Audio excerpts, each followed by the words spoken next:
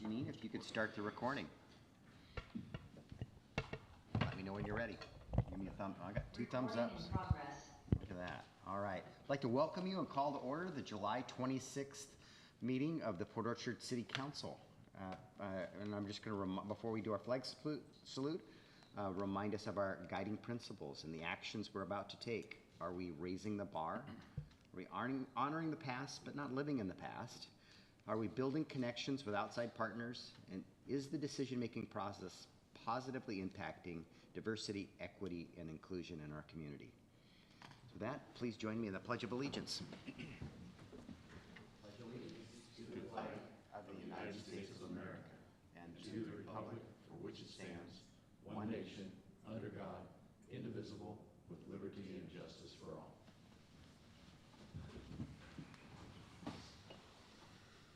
Right, we're to approval of our agenda.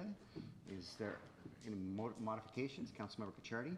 Yeah, Mayor, I move to amend tonight's agenda. There'll actually be 3 amendments. We're going to remove item E from our business items. We're going to add a business item, which would be 7H, but due to the fact that we have a prosecutor here, I'd like to move that actually to the front of the agenda, so to make it item 7A. And then on the consent agenda, a personal excusal of Councilmember Diener for personal reasons. Second. Motion by Councilmember Cacciardi, second by Councilmember Clausen. And for clarification, that new item being added is related to domestic violence protection orders. And the item E that is being removed, our understanding when we were applying for a grant for Bethel Phase 1, we thought we needed that resolution of support on the front side.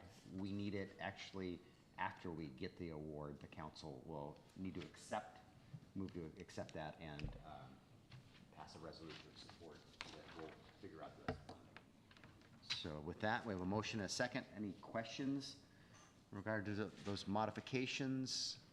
Hearing none, all in favor of those agenda modifications, please say aye. Aye. Anyone opposed? Hearing none, the agenda has been set. We're to our first citizen comment period, which is for any items on the agenda. And I'm certain Mr. Baglio is here to speak to an item on to this evening's agenda. Would you like to go first? I'm just here to listen. You're just here to listen? All right, certainly. All right, you're welcome to listen. All right, anyone wishing to speak to items that are on this evening's agenda, you would have 3 minutes, and those online, use the raise your hand feature. The clerk will recognize you and promote you and allow you to speak.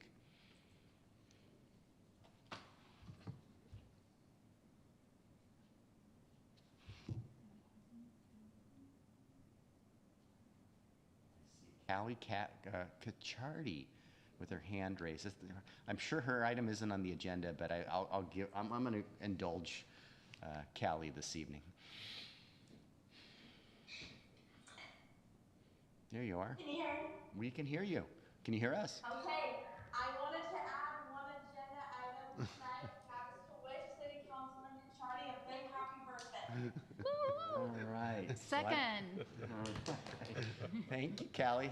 That is Sean's daughter that is passing on birthday wishes to Councilmember Cacciardi, who's celebrating his 29th birthday this evening. Right. So. Thank you, Callie. And a little redder than he was before. Yeah, exactly. Have a great night. Thank you. All right. Any members of the public wishing to speak other than to wish Councilmember Cacciardi a happy birthday? All right. I see no hands raised, and I see no members of the public wishing to speak. So I'll close the first citizen comment period. There's a second one at the end of the meeting for any item, anything that the community wishes to bring forward. So we have a modified consent agenda. Is there a motion to approve? Councilmember Clausen. Mayor, I move the consent agenda as submitted. Second. Motion by Councilmember Clausen, second by Councilmember Cacciardi to approve the amended consent agenda. Any discussion of those items? Hearing none, all in favor, please say aye. Aye. Anyone opposed? Hearing none, the consent agenda has been approved. We have two presentations tonight. The first is a housing action plan. And Mr. Bond, this is yours, and I believe Makers Architecture is here to give us a presentation. Yeah, so with us tonight are Scott Bonjukian, a former South Kitsap High School alumni, former intern for the Department of Community Development, and current planner and I think urban designer for Makers Architecture over in Seattle. And Marcus Johnson is with him this evening. And they have been hired, their firm has been hired to prepare a housing action plan for the city of Port Orchard under a Department of Commerce grant that we received last year. And so I wanted to invite Scott, I believe is going to be giving the presentation, if you want to come up to the microphone. And Brandy, is it possible to get that presentation on the other TV screen too?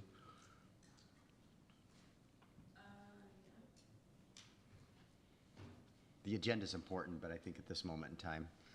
And before Scott gets started, I think at least one or two of you have met with their team now. They have reached out to all the council members for interviews.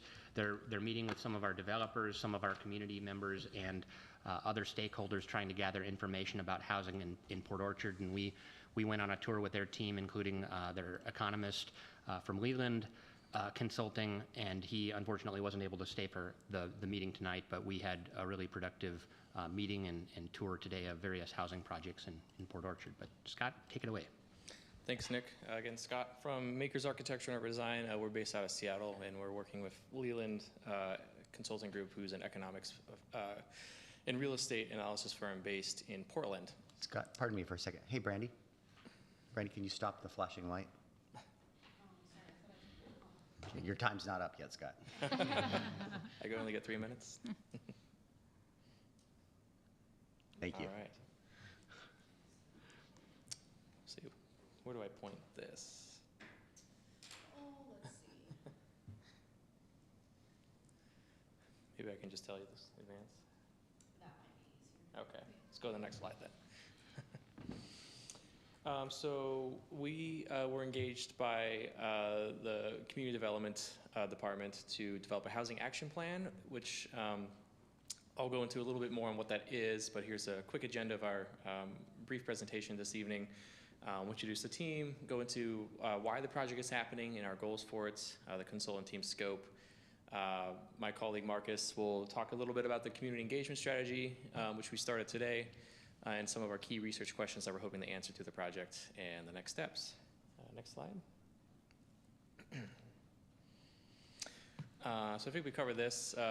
Our manager, Bob Benford, who is the project manager, regrets not being able to be here tonight. He had a family emergency, but he might be listening in virtually, and he will also be a key staff member involved in this. Next. So project background, every 8 years, the city of Port Orchard is required to update its comprehensive plan, which, as you may know, is in process right now. Makers, coincidentally, was also hired to do that project, so you'll be seeing my face and others pretty frequently over the next couple of years. But as far as housing, Port Orchard sets its housing policies there within the comprehensive plan. It also has adopted sub-area plans for the downtown and Ruby Creek sub-areas in recent years. You've adopted a multifamily tax exemption program for the past several years, and the Community Development Department has also led some major zoning updates to help make housing easier to develop over the last few years. So you've done a lot in terms of what on housing policy, but as we've seen with the large amount of growth you're experiencing, and also hearing that some residents are starting to be priced out of the local market, and there's not a whole lot of diversity of housing types being built, the city decided to apply for that Department of Commerce grant to help look at those issues and what needs to be done. And so a housing action plan, or a HAP, is basically a policy document that looks at specific data, does analysis on housing issues, and sets some goals and recommendations for how to move forward on a variety of different housing issues. And strategies to promote safe and affordable housing options for everyone who lives in the community and who wants to live in the community in the future. Next slide. So a couple of the key things that we're zeroing in on this particular project, looking at what's going on in Port Orchard, is the particular challenge in housing diversity. You've got about 2,300 new apartments in the pipeline, meaning they're under construction right now or will be in the near future. And also a number of single-family subdivisions on kind of the periphery of town. We saw quite a few of those today. Port Orchard's also struggling to see more of that infill and redevelopment in the center of town, and also more mid-rise development where you might see more structured parking and some more intense developments that's desired in the downtown plan, for example. And so the challenge there is that most of what you're seeing is kind of on the ends of the spectrum on that graphic there. You're seeing a lot of detached single-family homes and a lot of three-story apartments, not a lot of those in-between options that offer more homeownership opportunities, more diversity of living situations. We tend to call this the missing middle, just because it's those kind of in-between housing types that have been largely zoned out of existence in the United States over the past century, but is seeing a bit of a comeback. And on the next slide has a few examples of those missing middle housing types that kind of support people through a variety of different life stages and at different price points. So they include everything from accessory dwelling units, which are basically kind of a mother-in-law suite or backyard cottage. Cottage housing is where you have small single-family homes clustered around a shared yard. So you have some more efficient use of space there. And also things like duplexes, triplexes, and townhouses. Townhouses are a bit more distinct in that they're typically ownership-based, whereas the other types could be renters or owners. Next. And some key housing goals that we pulled out of the comprehensive plan to help inform our work, and maybe just as a refresher for folks who are hopefully already familiar with this, looking at ensuring the city's housing stock responds to changes in desired growth patterns and demographic trends, making sure that housing is affordable and available to all socioeconomic levels of Port Orchard residents, and promoting the efficient use of residential land to maximize development potential. So some of that is currently certainly being achieved, and some of it there's still more work to do. Next slide. And so we thought it'd be helpful to look at some quick snapshots of the current situation, with the caveat that some of the charts we're showing are actually a couple years out of date, just because so much development is actually happening in Port Orchard that some of the data that we have hasn't been able to keep up. And that's one thing we'll do as part of this plan, is to get the most up-to-date picture that we can. So as an example, this is looking at different slices of housing stock. So again, you can see about 2/3 of homes currently existing in town are those detached single-family homes, which of course a lot of people move to Port Orchard for, but doesn't provide a lot of options for folks looking at different housing configurations or prices.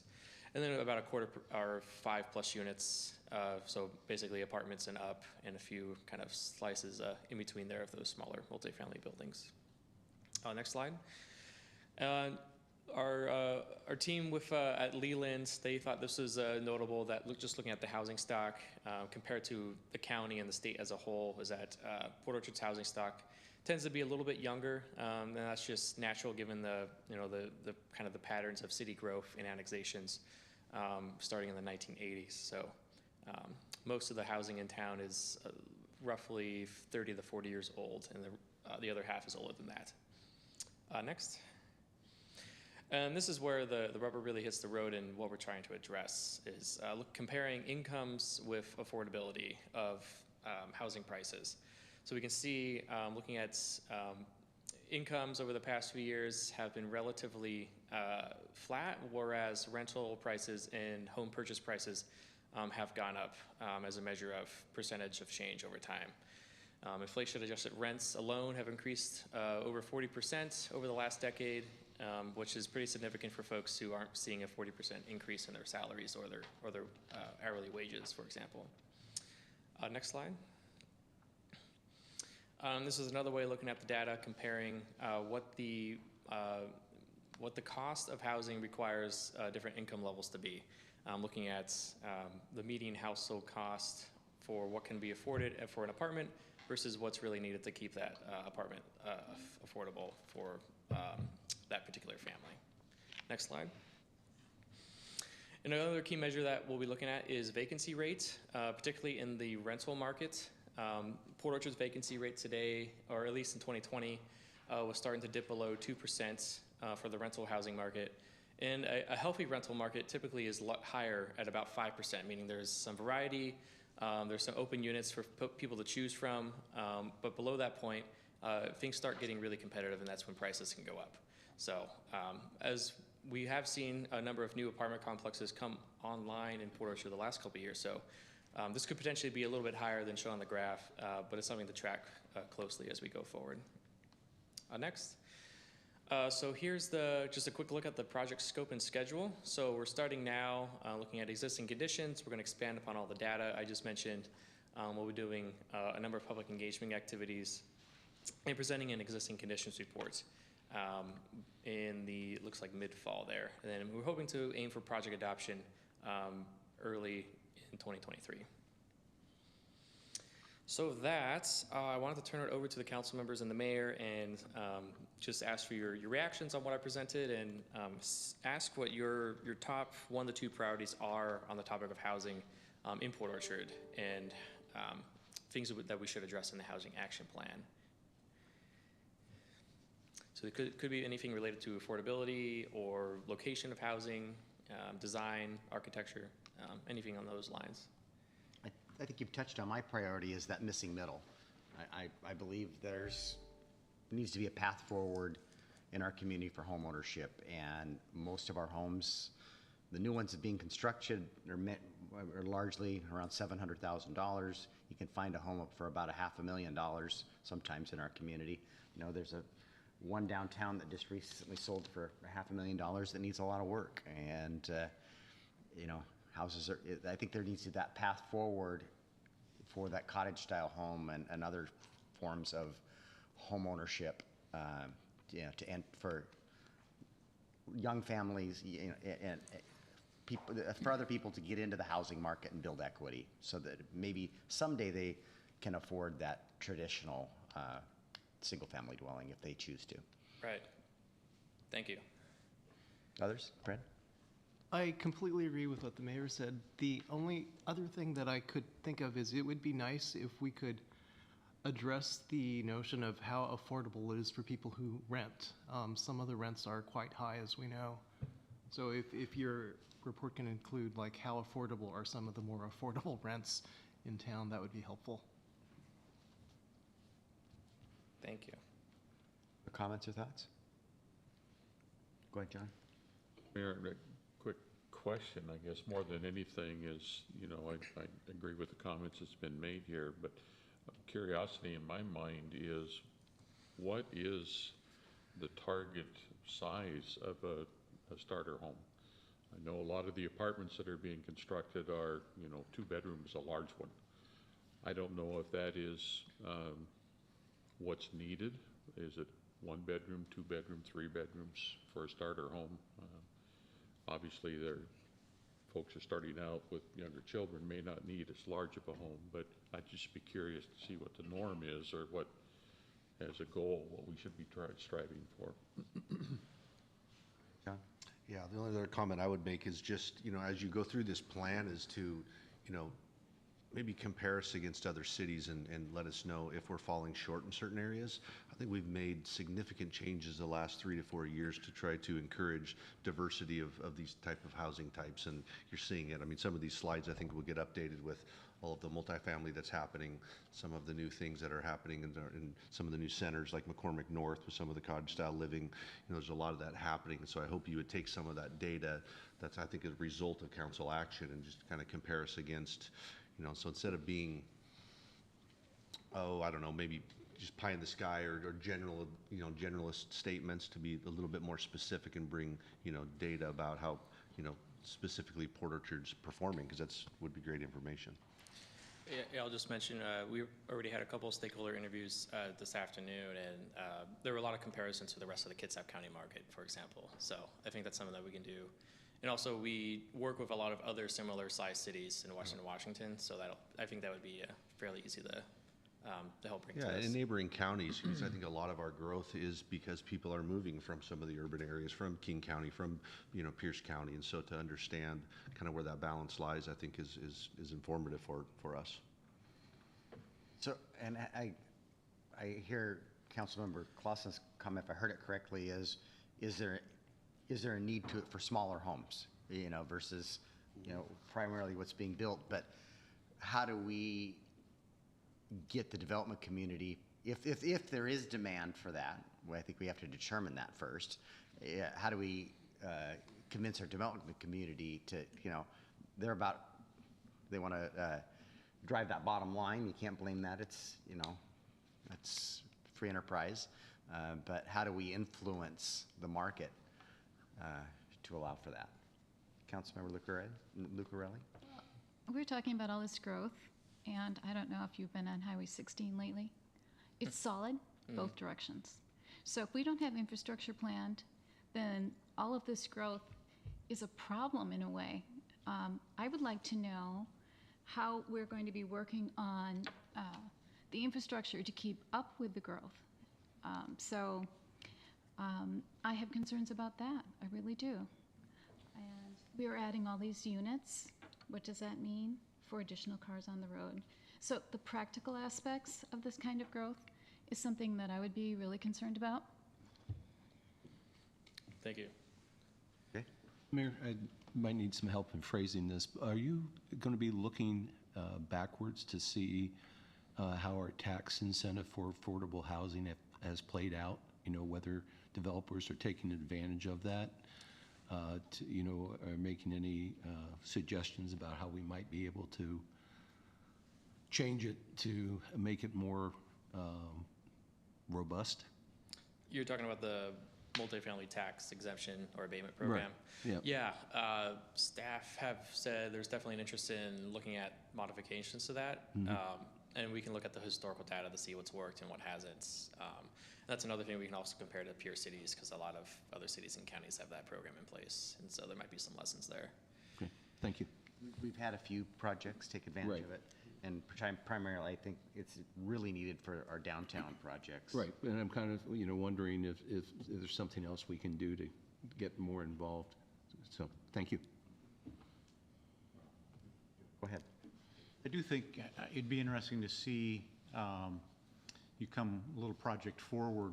I think your number stopped in 2019, I believe so, and we've made some pretty good progress with moving into and trying to address the missing middle. So it'd be interesting to see how those numbers have changed, taking into consideration the last couple of years of growth. But I would also agree with the other council members here that middle section, we are missing that. But is that really a demand area? That's a curious question in my mind. We seem to be out of inventory. We're selling these $700,000 houses right and left. I could see from a builder standpoint, why not keep doing it? But at the same time, we do need to look at more affordable homes for younger families. So it'd be interesting to see what your feedback is when you're completed with your survey. I think Councilmember Cacciardi had a similar remark, and while I believe there's plans for cottage-style homes in McCormick Village, I don't think anybody's built any of this in our community anywhere. There's plans for it in a couple different places, and we want to see that get off the ground, but I don't believe we have had any. The only one I can think of is Strathmore, Okay, which Strathmore. is a very interesting and has very few houses up for resale. Or Dunraven, Prestwick, there are examples. But as a cottage size, Strathmore is probably the closest. We do have a little bit of it, but it's not new construction. No. Not in the last 7 to 10 years. Yep. It's not really starter housing either. Semi-starter housing. No, I know several people that moved in there. And it was cute. Yeah. All right. But it was right. price. Other comments for Scott, so we can get, Thank you. okay, well, All right, there's more to come here. We've A got couple quick closing slides, and then we will wrap up. Marcus? Thanks, everyone. So just to touch on the community engagement plan that we already kind of started today, is we wanted to do stakeholder interviews with both renters, residents, developers, and I'm sorry, you're probably going to have to get closer to that microphone with Okay. your mask. is this better? Yeah. Okay.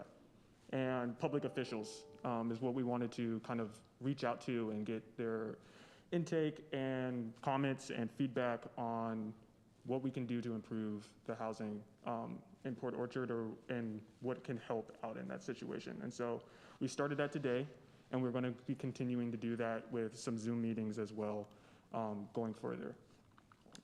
Additionally, we are planning a community survey to identify demand for housing types.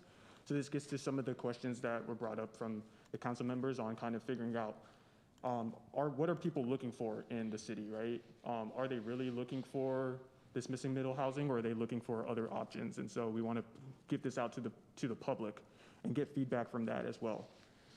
We'll also be doing check-in meetings with the Planning Commission and City Council as well, and presenting existing conditions later on as in phase 3, I believe, is what we'll be doing that.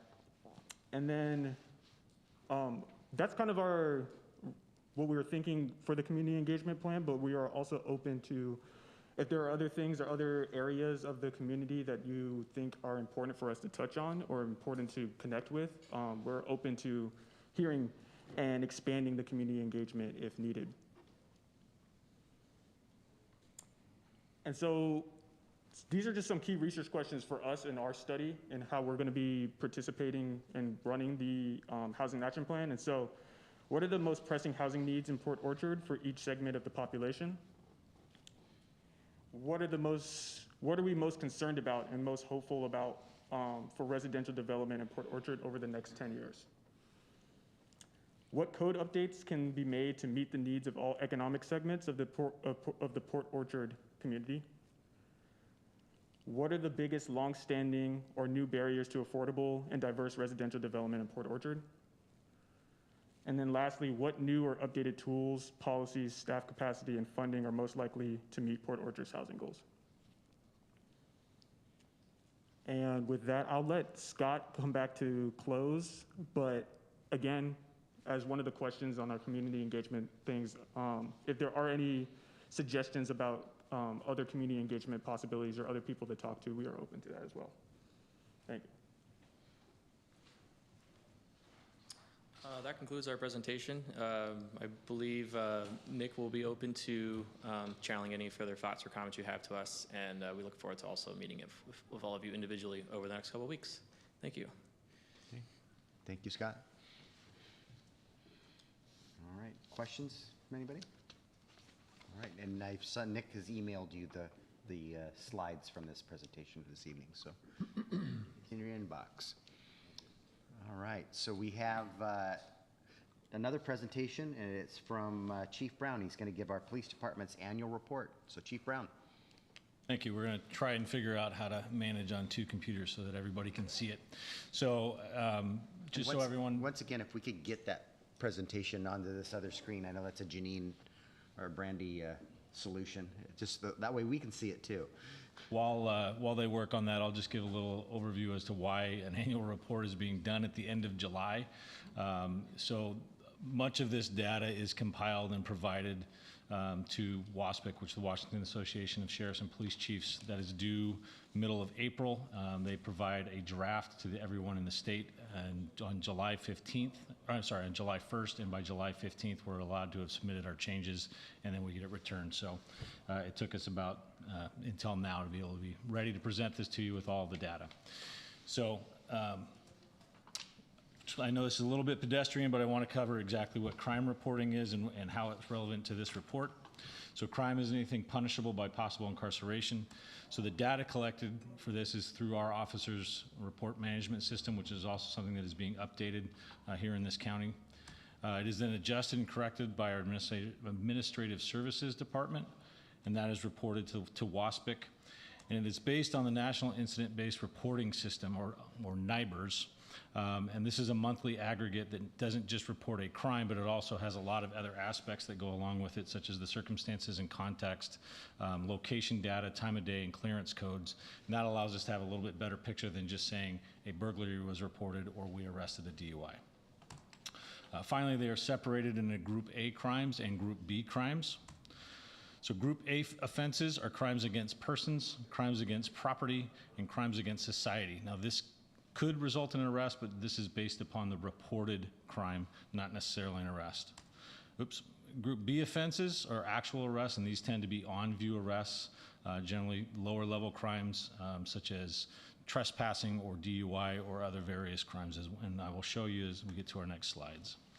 So this is a statewide crime profile, and I feel like we need to break it down a little bit because it does show that crime is down 3.7%. However, crimes against person are up 4.1.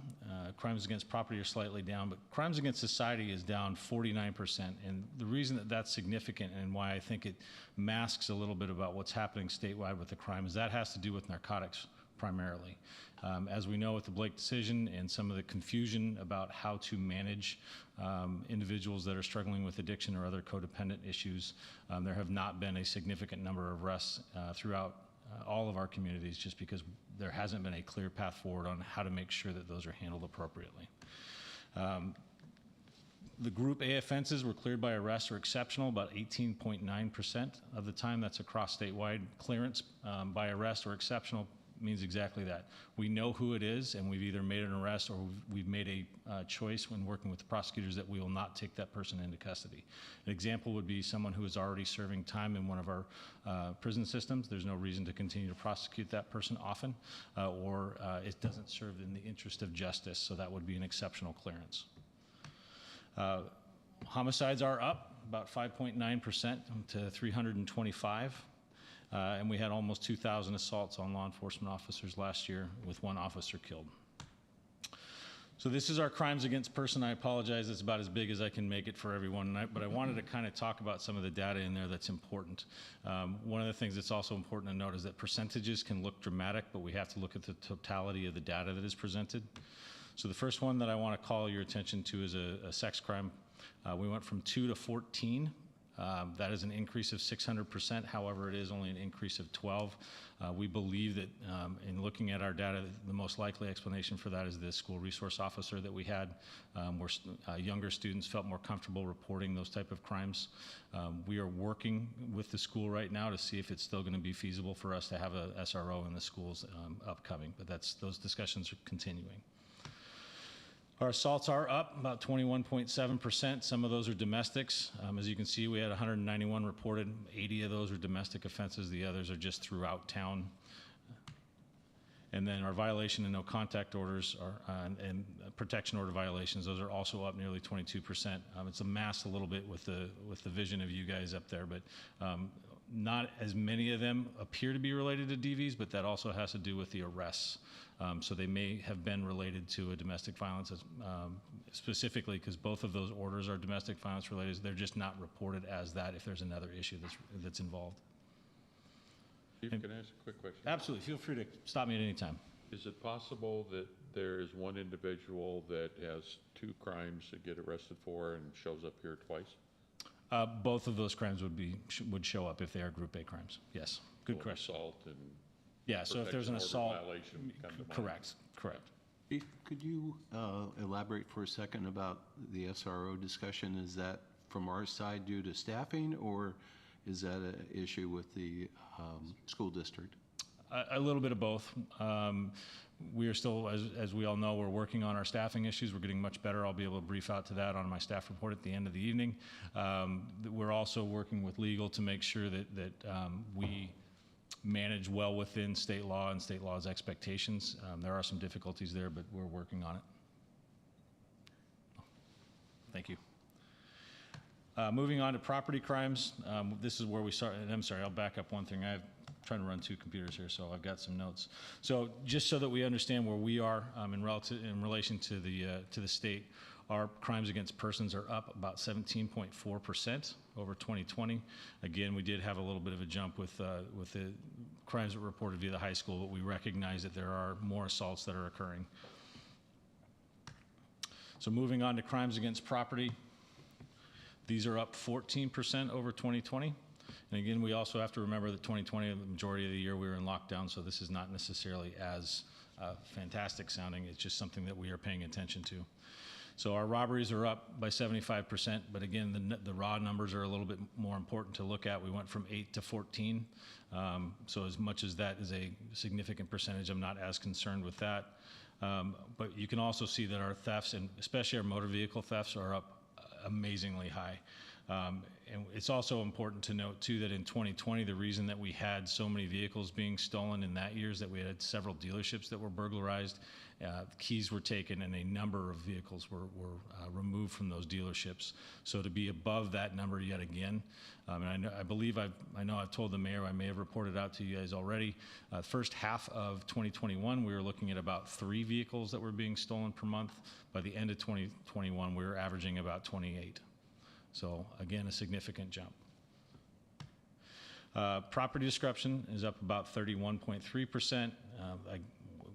This relates back to some of the assaults, just the level of criminality that we're seeing has gone up, but we are working on that. We do have some plans, and we'll talk about what we're going to do moving forward at the end of the presentation.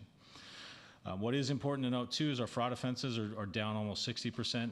If you remember from last year, the reason that 2020 was so high is that the funds that came from the federal government through the state for COVID relief, there was a pretty significant fraudulent attack on that system, and there were a lot of our community members that were victimized by that. Any questions on crimes against property before I move on? Crimes against society. Again, this is important to note, while this is down about 65%, the biggest reason for that is narcotics-related criminality. Because we have been struggling with statewide with how to manage the results of and the outcomes of the Blake decision, the arrests for narcotics violations have dropped significantly, as you can see.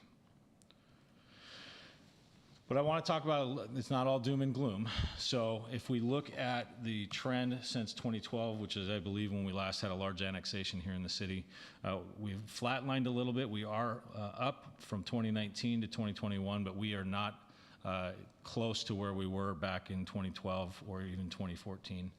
We believe that this is something that is manageable, but something that we want to make sure that everyone is aware.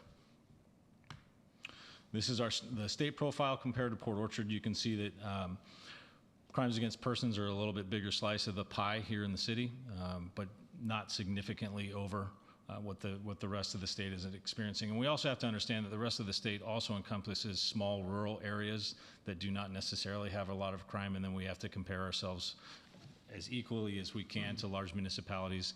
And as everyone knows, law enforcement's been struggling with staffing issues, and that can certainly affect a lot of how our community members view that social contract. So when we talk about crime rate, and we'll compare ourselves to our neighbors here in Kitsap County here momentarily, we have to remember that every community is unique, and we all have different aspects, whether or not it's geography, whether or not the economy, the socio-cultural impacts, even just being closer to a military base can often bring that crime rate up or down. So I just want to put that in context before we compare ourselves to the rest of the county. So last year, our crimes per thousand was 86.9, with an increase in crimes across the board, with the exception of crimes against society. It's not unreasonable to assume that our crimes per thousand are going to go up. The state average was 62.5, but again, we have to remember that there are smaller rural counties that factor into this. Kitsap County, when you average it across all of the agencies, is 55.3 per thousand. That is down from 2021. And this is how we compare to everyone else in the county. Like I said, a lot of this has to do with unique circumstances for each community. And again, we are a pass-through. If you want to get anywhere in this peninsula, or you want to go anywhere in the Olympic Peninsula, you either have to go through us or you have to go through Shelton, and we are easier access. So that tends to bring some things through that other communities may not have. This is our clearance rate. While we are slightly below the state average, I'm fairly comfortable with where we're at. Bremerton is higher than us, but part of that is their general investigations unit was more intact than ours was. We operated with our detective, who was also pulling double duty on patrol on Graveyard. So we focused primarily on major felonies, which also makes it difficult when we're managing property crimes. And as we have talked in this chamber before, we're having some issues with people who steal things and then don't choose to stop for us. So that makes it harder to identify them and arrest them. So our Group B arrests, again, these are the on-view arrests. nothing really to say here aside from I want to point out that while we did have a significant amount of property that was stolen last year, we did recover over $500,000 for what we were operating under and where our detective was. That's a pretty impressive number for us to be able to do, to recover a third of that. And I wanted to show a little bit about calls for service so we understand kind of what happened middle of last year when the legislation took effect. So prior to the legislation changing, we were averaging about 600, I think it was 668 per month. And in the last 9 months, we've averaged 820 calls for service per month. And that is just community-generated 911 calls. That is not everything else that we are trying to do. So when you compare us from 2017 through 2021, I'll walk you through these numbers as well. So in 2017, there's about 7,878 calls for service. Those are direct 911 calls, and those are calls that we responded to. Those are not necessarily, hey, 10 minutes ago, I believe I saw a DUI getting on westbound 16. That's not something that is counted in these numbers. Those are calls that we respond to. In red, those are proactive calls. Those are officer-initiated calls, such as traffic stops.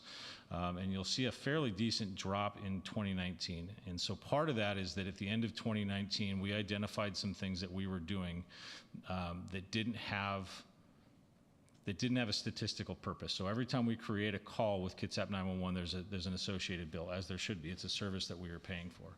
So there were some things that we were doing that we didn't need to document in our CAD system. An example would be if Mason County calls and says, hey, we've arrested a Rob Putansu, and can you please confirm the warrant? That is not a call for service. That is something that we would do, but we wouldn't need to log that into our dispatch system.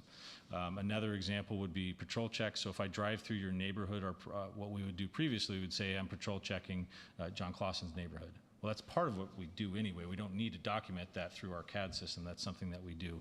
So we said, hey, we're going to drop a lot of that stuff because it's just duplicative. Moving into 2020, with the pandemic, calls for service kind of remained steady, and the 911 calls did. And you can see that the result of us saying not only we're not going to be logging a lot of these calls that have no purpose, but we asked all of our staff to be safe, and we reduced traffic stops to public safety only. So high speed, things that are causing risk, not necessarily non-moving violations or that person's going 5 or 10 miles over, because we wanted to keep our staff safe. And then in 2021, so this, the majority of those, as you saw from the previous slide, we've now jumped up to almost 8,900 calls per year. That's a significant jump, especially when we were dealing with the staffing shortages and not adding staff since 2012. And before you ask the question, the green, those are other calls for service that we may not necessarily have to have an officer respond to. Those would be your patrol checks that we may do on occasion, and some other minor issues, but those are not necessarily time consuming. Any calls on, or any questions on that slide? So kind of the takeaways, again, our crime is up about 10.7%, while it's down statewide 3.7%, but this is directly related to an increase in persons and property crime. Our on-view arrests are up slightly. That's for trespassing and some other non-traffic criminal violations.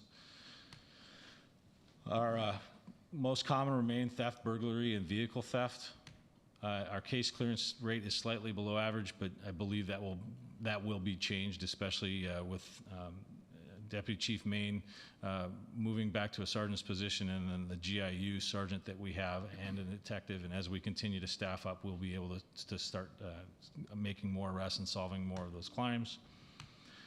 So kind of next steps, and I want to talk to you as well about what we have done to work on some of this. So regionally, we have very good relationships with all the rest of the agencies throughout, and we work collaboratively, not only in training, but also when we identify problems that we need to solve. As we all know, a problem in Bremerton doesn't stay in Bremerton, doesn't stay in Poulsbo, doesn't stay on the island.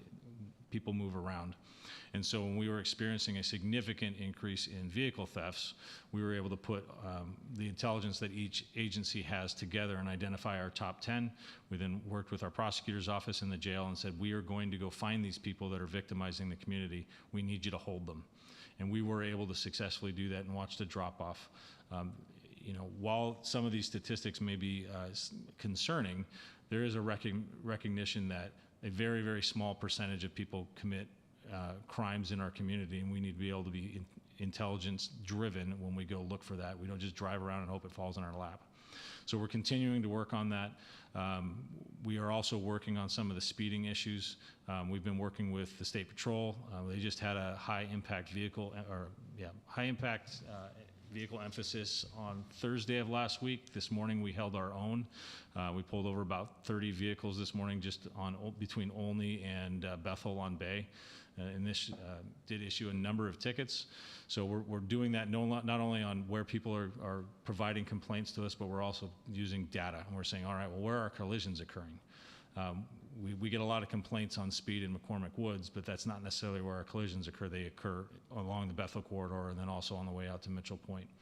So we have one per week going on through the end of August, and I'll be able to report out on our success for that. And the State Patrol is also doing their emphasis in course that we participate in on a weekly basis. Any other questions that I can answer for you? Go ahead, Councilmember Clausen. I have more of a curiosity question, and I'm sure that you collect this data, but I don't know that anybody really analyzes it. But do you have any statistics or numbers of the folks that you encounter and deal with are city residents versus non-city residents? I may be able to pull that. I don't have it tonight.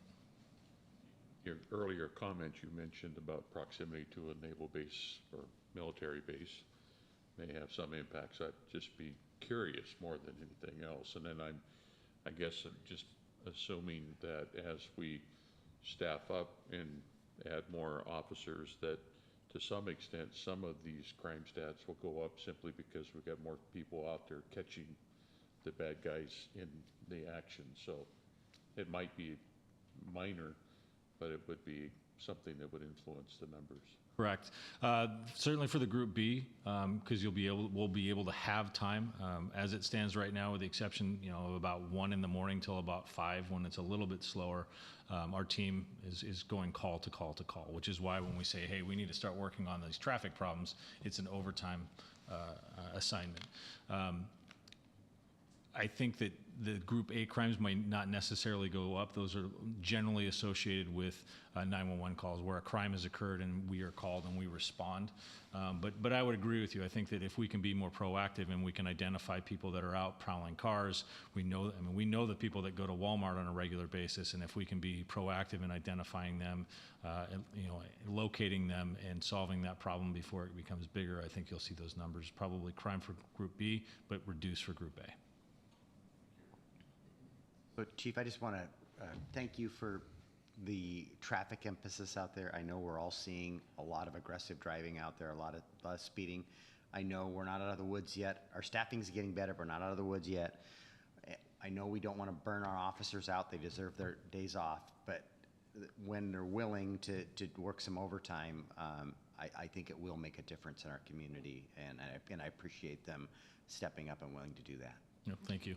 Yeah, so that we can put this out public, the next one will be August 2nd from 11 to 2 p.m., and that'll be on the Blackjack Creek Bridge. So if you guys were thinking of speeding through there, I would recommend that you don't, because there's low tolerance. There's evidence and data that suggests that warnings are not effective in creating significant slowdown of traffic. So, and if you don't mind, just to report out as well on our staffing. So Nick Smith will be off of FTO. This is, I believe, his last week or last week and a half, so he will be on his own on August 6th. Mike Bradshaw, whom you met the other day as well, he is currently on FTO and doing really, really well.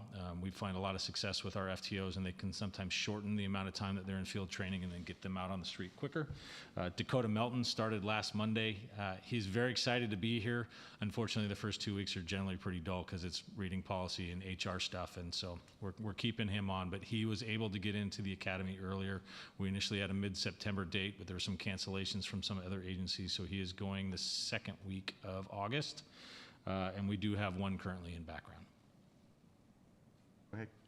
Another question, the governor's just come out with his plan to add more facilities in the state. I'm assuming that would accelerate the time from hire to being on the street because you can get them in the academy quicker? Possibly. We actually have been, I'm going to knock on wood here, but we've actually been pretty fortunate that our candidates either get in on time or get in early. Sometimes you can use relationships to make that happen, but I would suspect that would be the case, but it's going to be some time. We've talked about bringing an academy out to Kitsap County. Part of the issue is you then need that many more trainers, and all of us are experiencing staffing issues, and I know that we have at least 3 that I think would be fantastic academy instructors. We can't spare them. You know, in speaking with the other agencies out here, like, it's a great idea, but none of us have anyone that we can dedicate for 10 to 12 weeks. If I'm not mistaken, the governor's plan provides for more locations, but the legislature would have to fund more Oh, classes. yeah, that was his to plan staff that those, yeah, I think, he's presenting to the legislature. It obviously would take them to move forward with it as well, so. yeah. And I just want to take, we did recognize and our 2 field training officers, and they were the employee of the quarter, the 2 of them, for the additional hours and days off they've missed training our new officers. So it was important to recognize them for their efforts. Any questions for the chief? All right, let's move on to our business Thank you. items. Thank you, chief. We're on to our business items now, and the first is our new business item, which is an ordinance repealing and replacing Port Orchard Municipal Code. Mr. Mayor? Yes. I believe there is a public hearing that is scheduled. Oh, you're right. It's fine print there at the top. Why don't we back up? I never said what I said, so we're gonna have a public hearing instead. How about a public hearing related to surplusing of certain property proprietary funds for sewer utility equipment? Ms. Wallace, this is you. Yes, let me, if you don't mind, get to a different screen so I can share with the members of the public that are attending via Zoom. And all right, I think we're all on the same page. So good evening, Mayor, Council. And just for the record, no one has signed up to make public testimony on this particular item. So with that, pursuant to RCW 35.94.040, subsection 1, whenever a city council determines that equipment originally acquired for public utility purposes is not required for providing continued public utility service, the City Council may, by a resolution and after a public hearing, cause such utility equipment to be leased, sold, or otherwise conveyed. Staff has determined that the utility equipment described as a Catolite generator, model number D as in David 105FRJ4, serial number LM37341, no longer serves a purpose for the city and is no longer required for providing public utility service. The generator was for the Albertsons lift station, and due to a required developer upgrade, the generator was replaced. Therefore, city staff requests that the city council take public testimony regarding the surplus of the declared utility equipment. All right. With that, I will open the public hearing related to surplusing certain sewer utility equipment. Is there anyone online that wishes to testify in this matter? You could use the raise your hand feature, and the clerk will bring you into the meeting.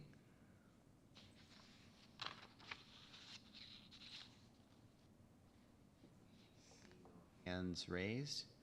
One member of the public in the council chambers. Are you wishing to provide testimony on surplusing of equipment? I'm picking on you tonight.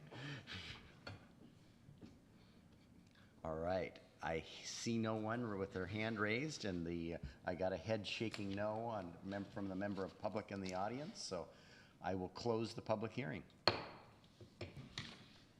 All right, now we're going to go to our business items. The first of which is the item that was added to the agenda, which is an ordinance repealing and replacing Port Orchard Municipal Code 9.18 domestic violence protection orders. Ms. Archer, you're going to handle this, I understand.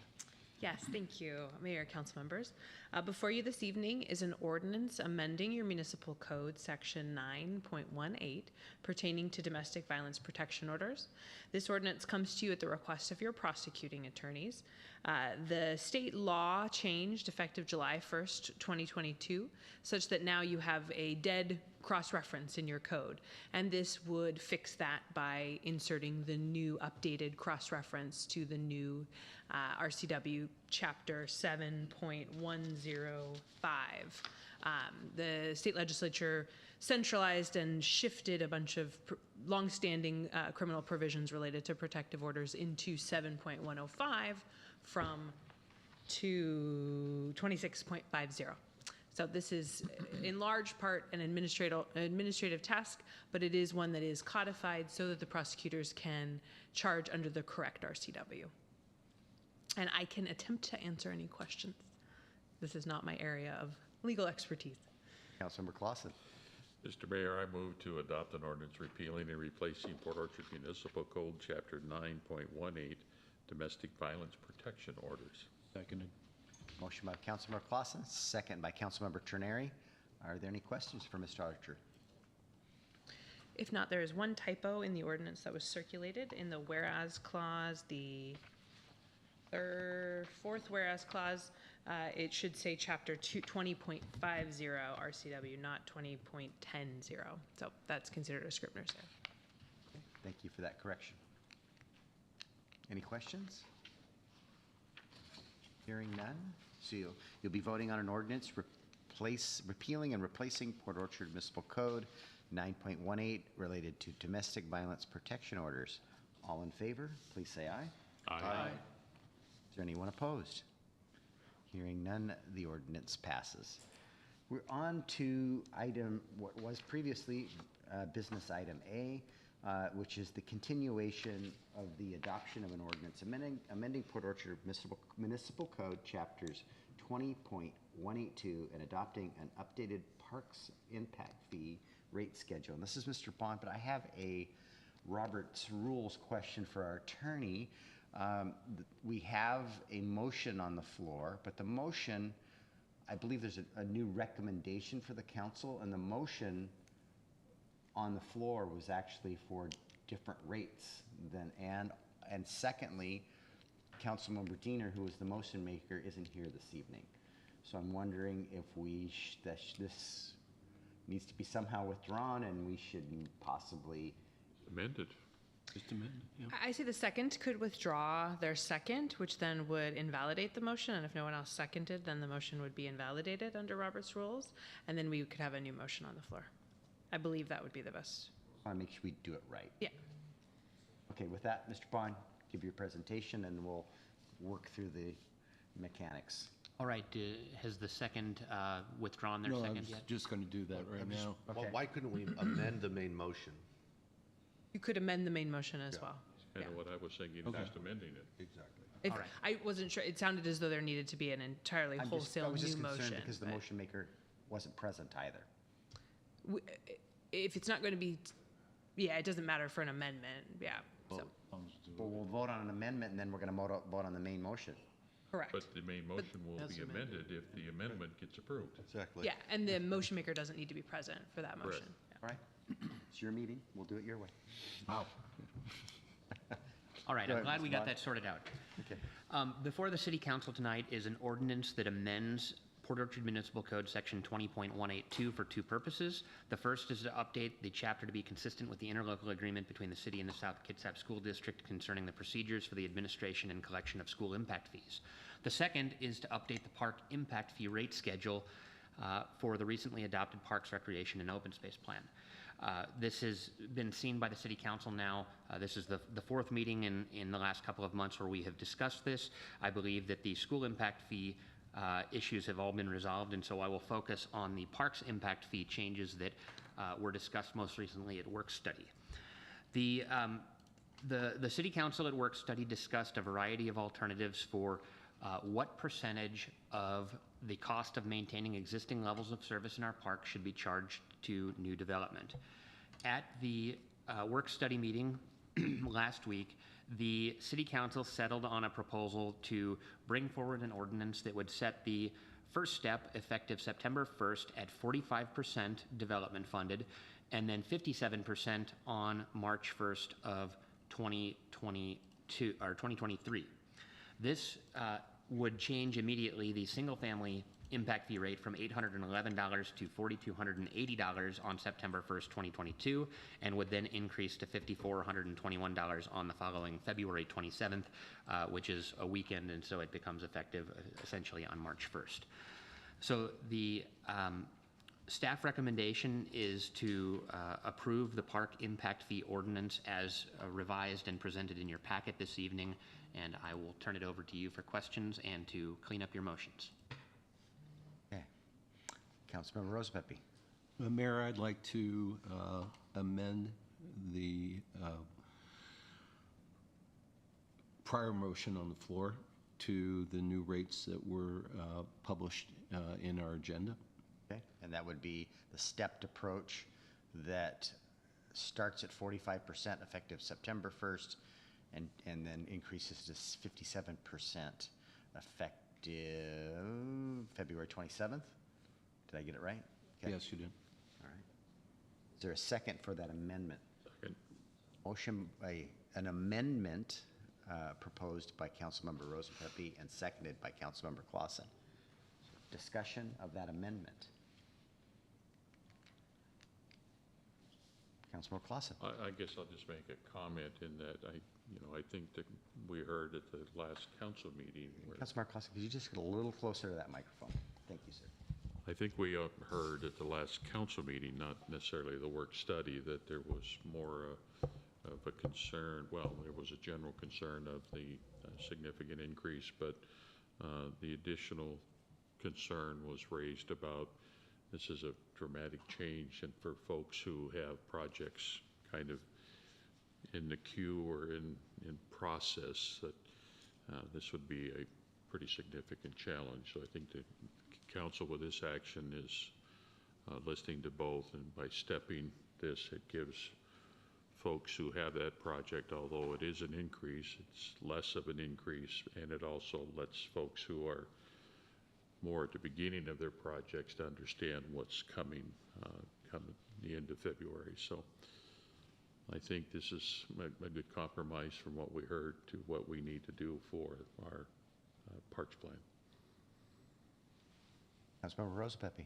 I'd just like to piggyback on what Councilmember Clausen said, and that was, I know that in the papers, and some of us have heard that some development may not go forward, but I think that with the action that we've taken and discussed, it both allows us to, as a city, to get appropriate impact fees, and still there's a hole that the city has to come up with money through grants to meet it also. So I think this is a very fair compromise, both for the city and developers going forward.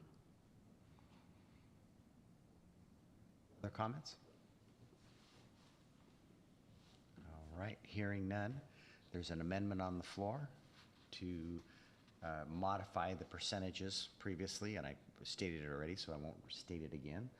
But all in favor of the amendment, please say aye. Aye. Is there anyone opposed to the amendment? Hearing none, the amendment passes unanimously.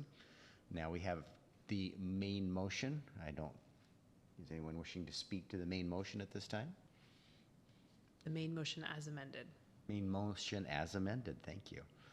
All right, we have a main motion. The main motion, you're now voting on the main motion as amended. And all in favor of approving, please say aye. Aye. Anyone opposed? Hearing none, the main motion as amended also is approved unanimously. All right, we'll move on to item B of our agenda, which is the adoption of an ordinance amending the biennial budget. Mr. Crocker, this is you. Thank you, Mayor. Council, before you tonight is business item 7B to amend the biennial budget. The proposed amendment is intended to create a one full-time equivalent position for an information technology manager. And this is something that we have talked about since January, if you recall, during the mid-biennial process.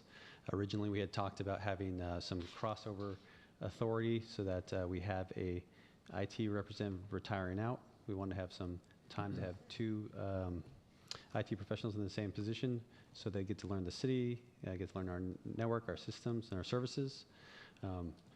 So this has been talked about for almost a year now, and we're bringing it forward now because we have officially received a retirement letter from our IT specialist. And so we're preparing ourselves to go out, recruit, and get to an interview stage. So hopefully we'll have at least 2 months of some overlap in an ideal world. This would essentially add it to the ordinance Exhibit A, which has the personnel table identifying the salary scale as well as the position.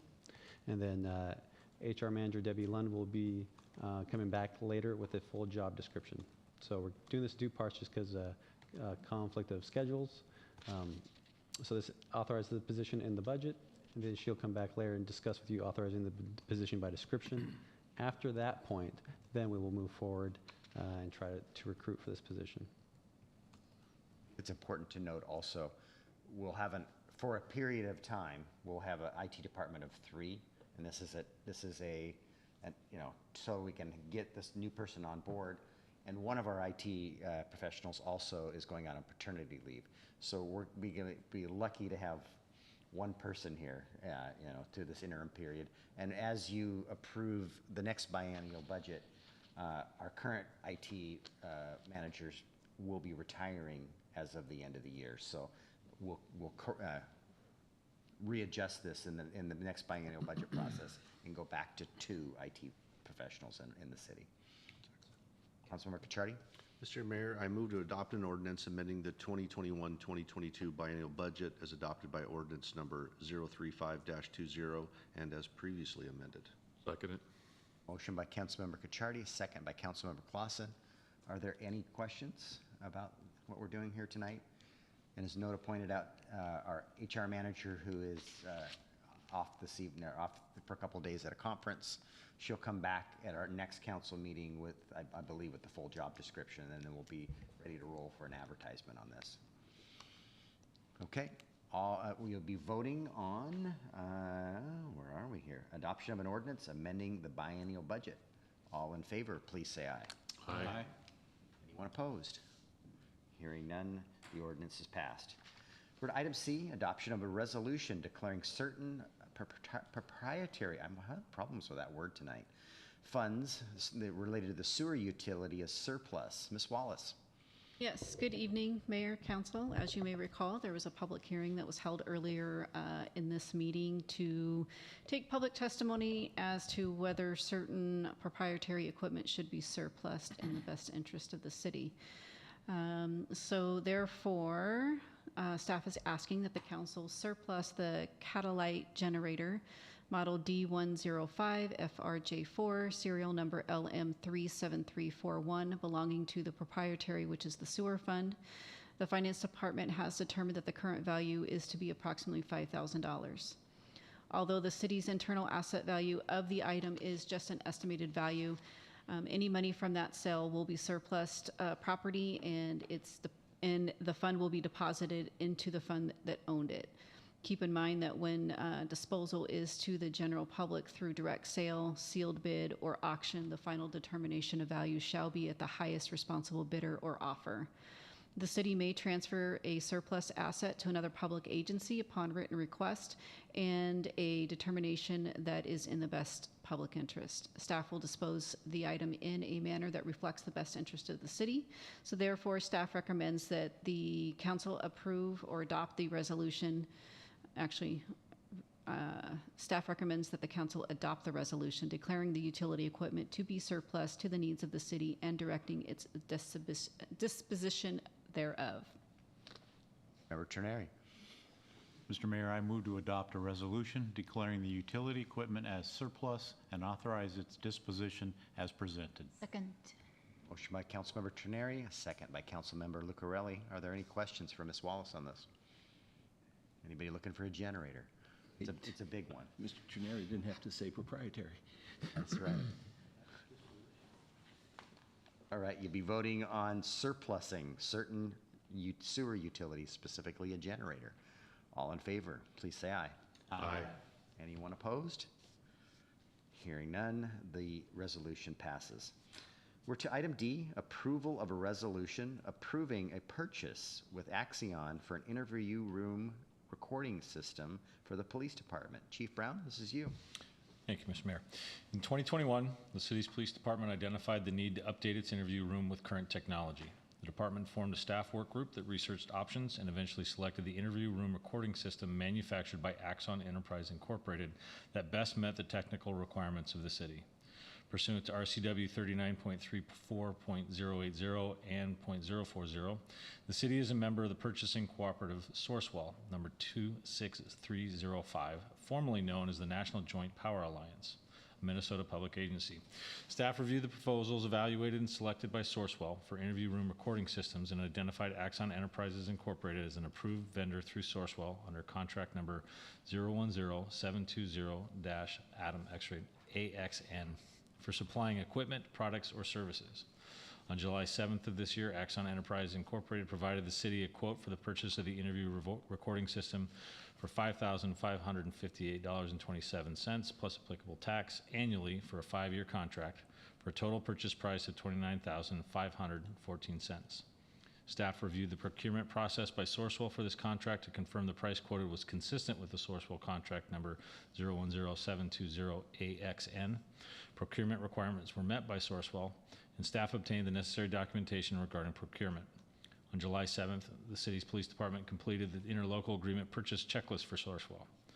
The proposed purchase will initially be financed with monies from the city's criminal justice fund and will require a budget amendment.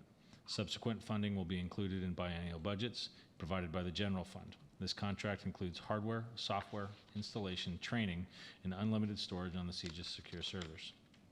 Staff recommends that the City Council adopt a resolution authorizing the purchase and installation of an interview room recording system, including associated hardware and software from Axion Enterprise Incorporated through Sourcewell contract number 010720AXN for a total purchase price of $29,514 with the applicable tax included.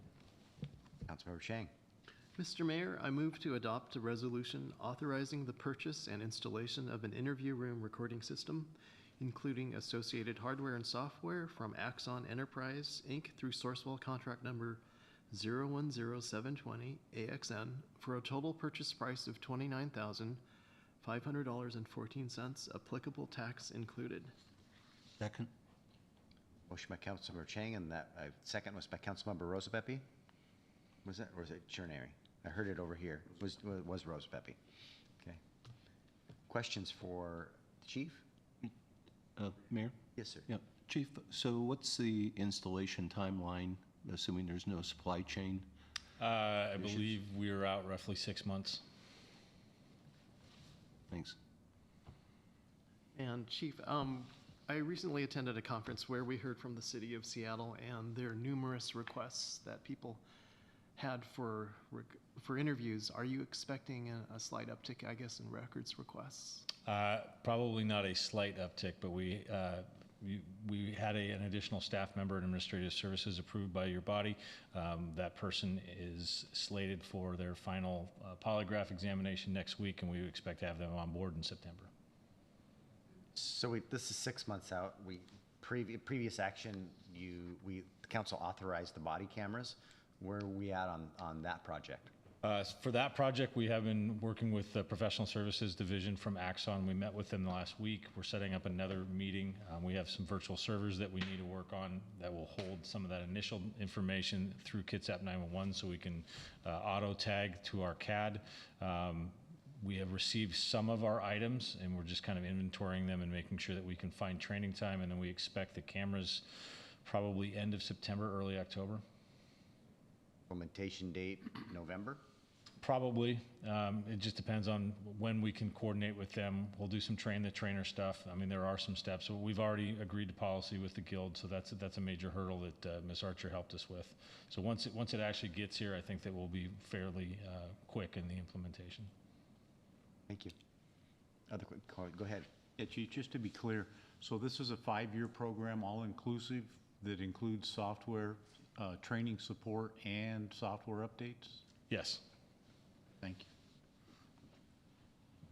Other questions? All right, hearing none, you'll be voting on a resolution approving a purchase with Axion for interview room equipment recording system for the police department. All in favor, please say aye. Aye. Is there anyone opposed?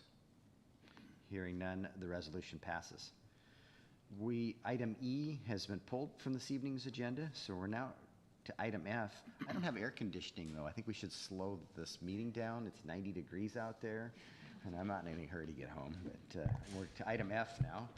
Adoption of a resolution approving a contract with Secante, Inc. for the McCormick Village Park Splash Pad Treatment Facility Installation Project.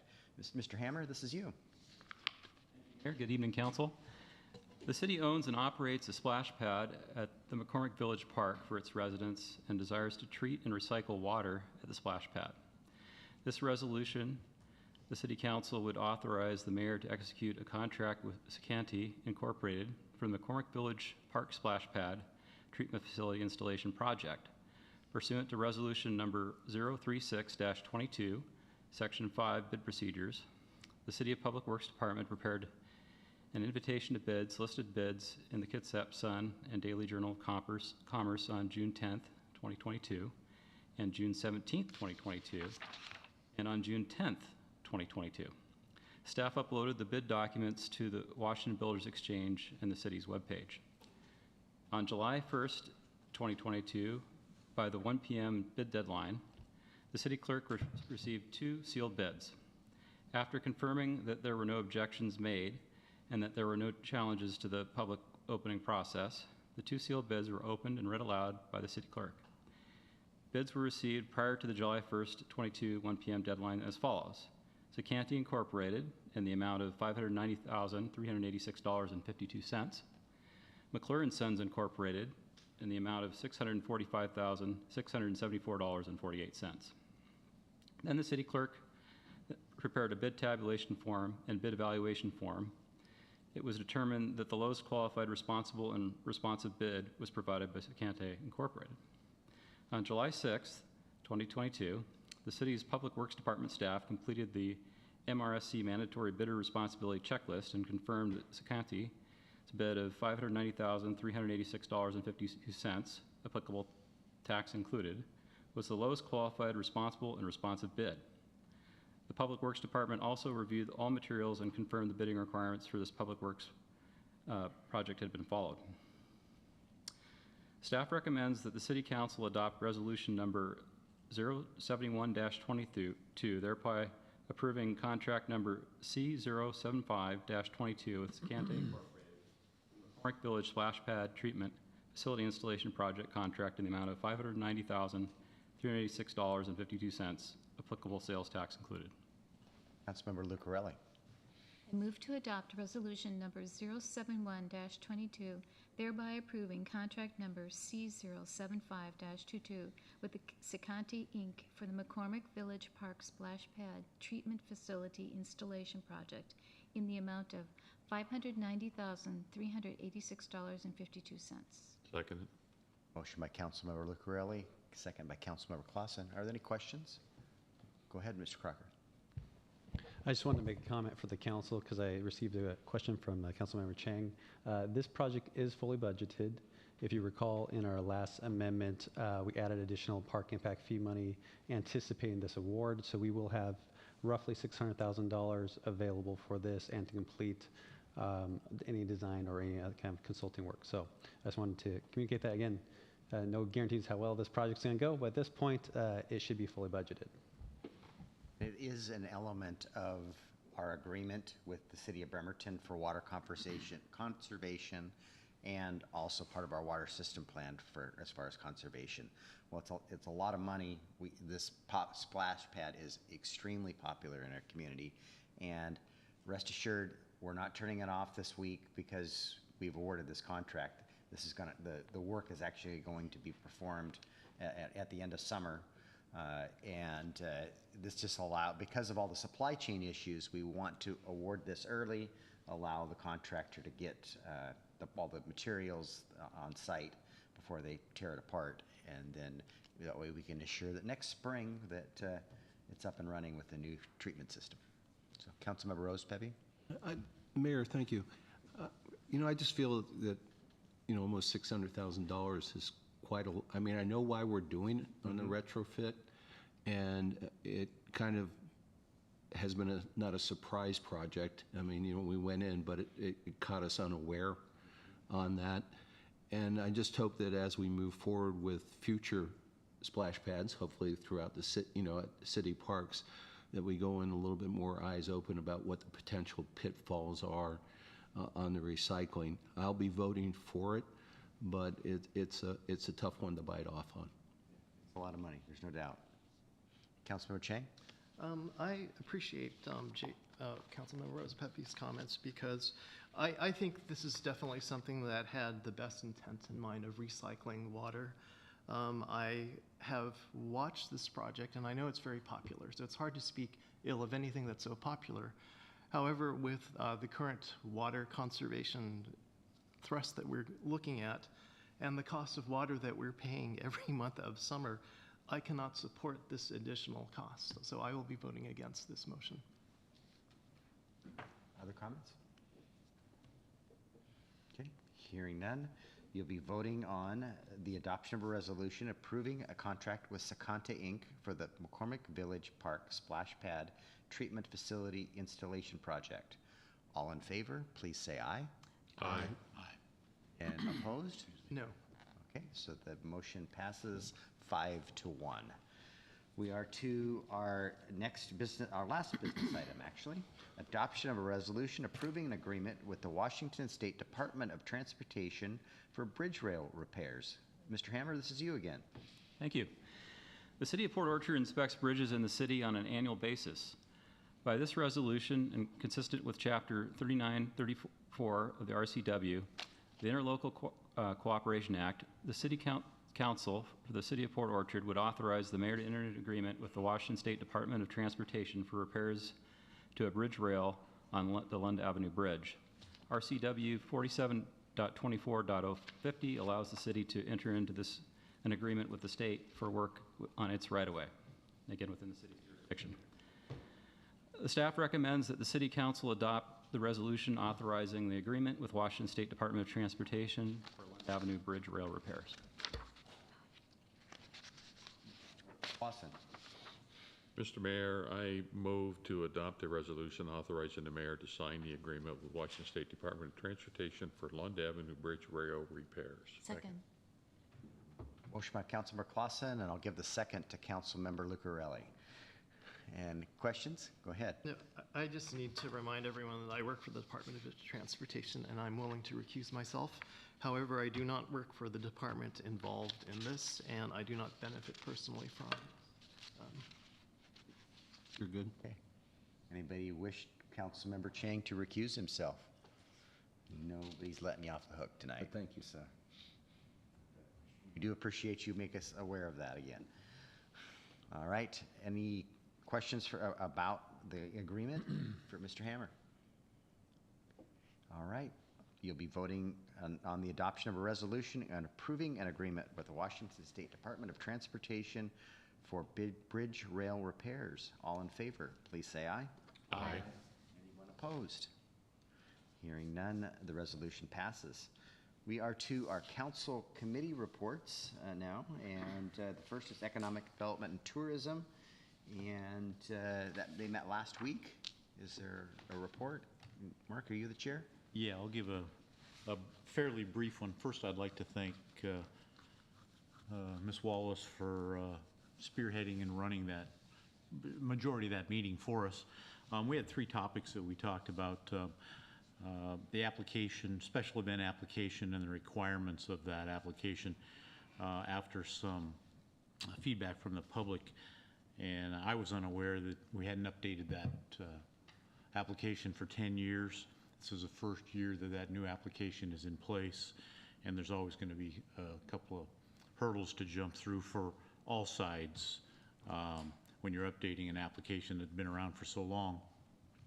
So there was a request that we perhaps looked at a faster response from the city for approvals from the city, either approvals or denials from the city, so that the applicants could take their next steps, whether to ramp up their marketing or back off their marketing if it was a disapproved application. The second item we talked about was a city partnership for beautification projects, because we're getting a lot more groups that are asking to be involved in keeping our parks updated and clean, and that's an awesome thing for our service clubs to do.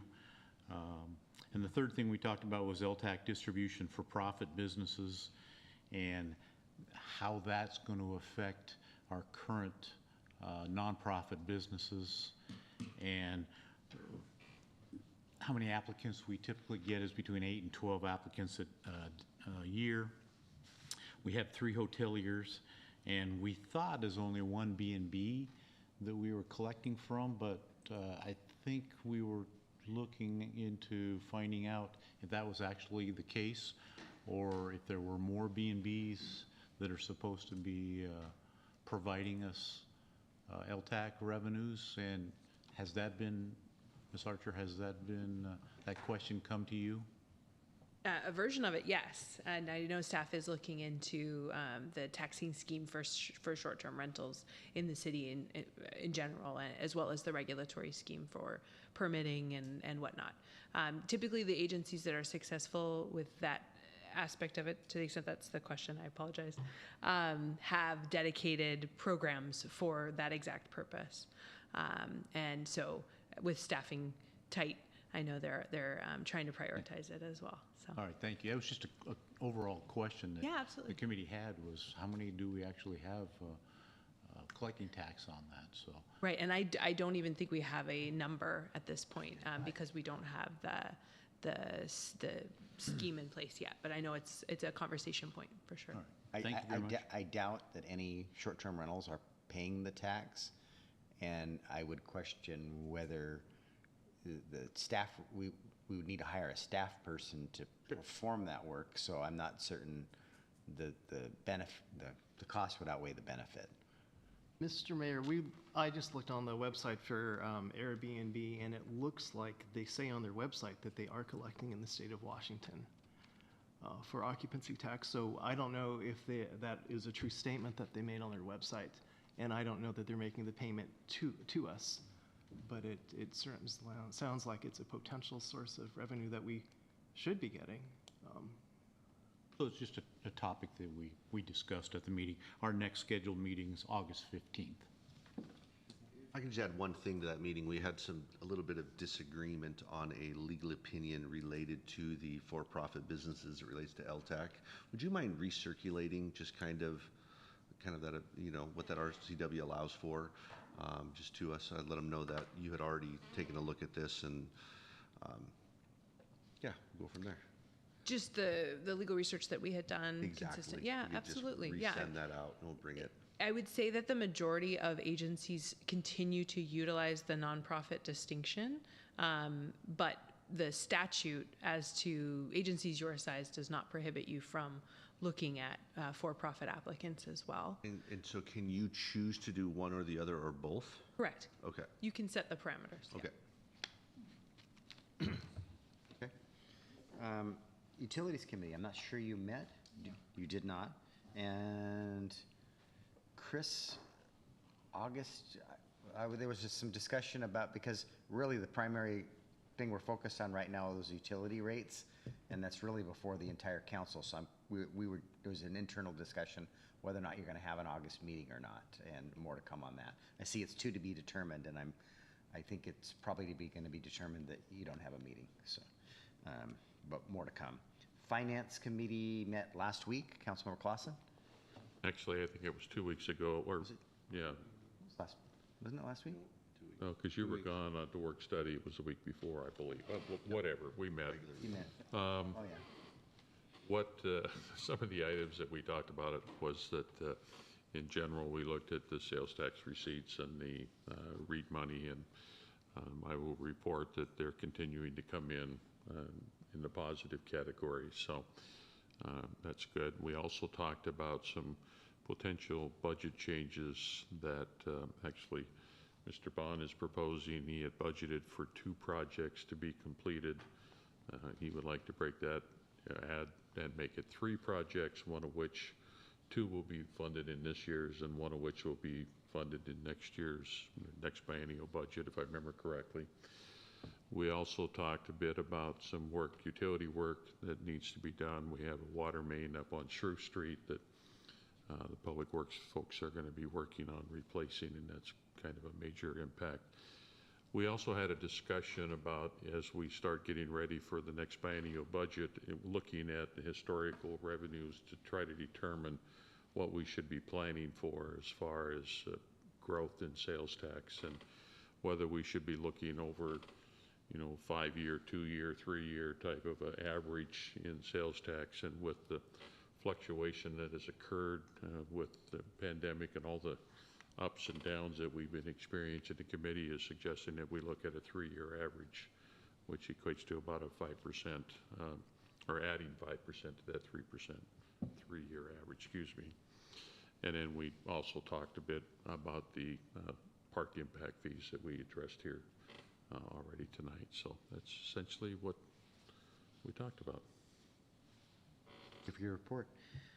Transportation Committee met this evening. Councilmember Chang, are you Yes, we prepared had to- a very full and spirited agenda, and it went over, and I lost control of the meeting, but that was okay.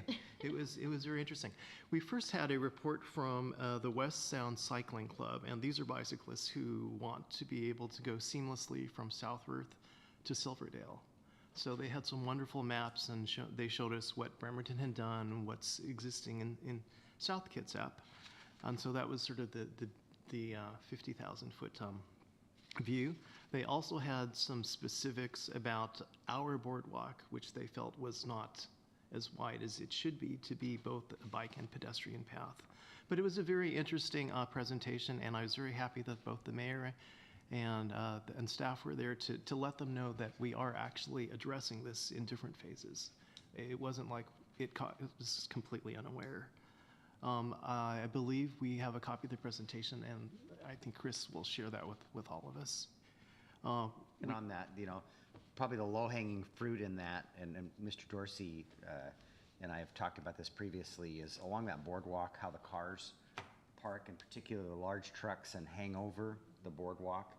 And I think we can do some things with curb stops and some paint to address that pretty easily. Chris and I were emailing about that, and it might, because of it's two-way traffic there, we might be inclined to make it angle-in parking and make it a one-way. So we'd have to look at the circulation of the parking lot. So, but I think all of those things could be achieved and get the vehicles from encroaching upon the already narrow boardwalk and reducing it. So, sorry about the interruption. That's fine. It was like the meeting, actually. And they are actually announcing that they have a policy ride on a Wednesday, September 7th, where they're going from Bremerton to Port Orchard by bikes, and they said they have extra e-bikes if anyone's interested, both staff or electeds. And I can't get my mind around that, but it sounds like a very interesting ride. We also heard from the representative of the Peninsula Regional Transportation, I forgot what, RTPO, planning organization, Beck Ashby. She gave us a brief update, and then she also had a survey where she asked for input from the committee. And these are items that, of course, as you know, she's very well prepared and very familiar with the items such as the Moving Ahead Washington and Connecting Washington points. One of them, for example, was swapping federal funds with state funds for more efficient delivery of small local projects. So there were topics like this that we gave, should it be high, medium, or low? And our committee basically just gave her input on what we felt affected Port Orchard as opposed to her whole region. And I think that was basically the meeting. Was there anything else I left out, sir? Oh, and then we talked about Bethel Phase 1. Oh, yes.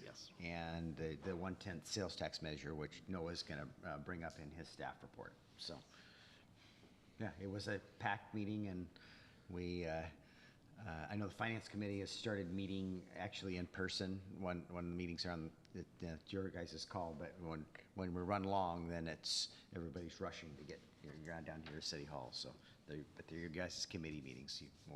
We'll conduct them where you'd like to.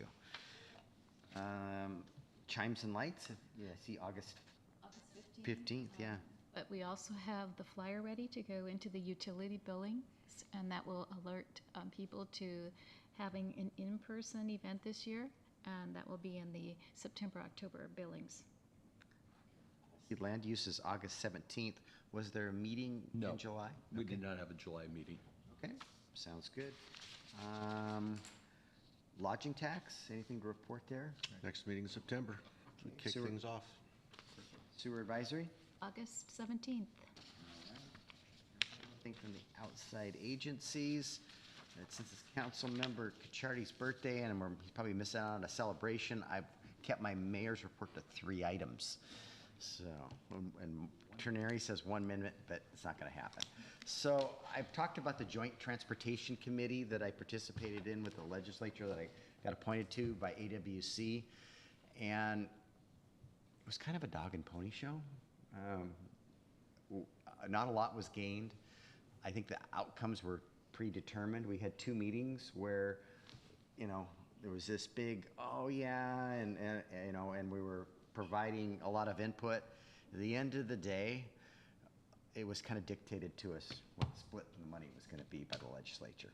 And it just left a sour taste in a bunch of our mouths as we walked out of the room from local government. But gains we did make were a pilot program, which is one of Beck's survey questions that the state said that they would, entertain a pilot program for swapping of federal dollars. Details need to be worked out on that. Culvert funding, in particular to the Bryant Abbott culvert. There's a agency that deals with it, and that the funds would go into a competitive process to be instead of just the state getting the money and fixing their culverts. And so many times the state highway is here, the Puget Sound is here, and there's a local culvert in the middle. And so we do this great big project by the state, but we don't fix the problem. And so there'll be competitive dollars put into the Bryant Abbott fund.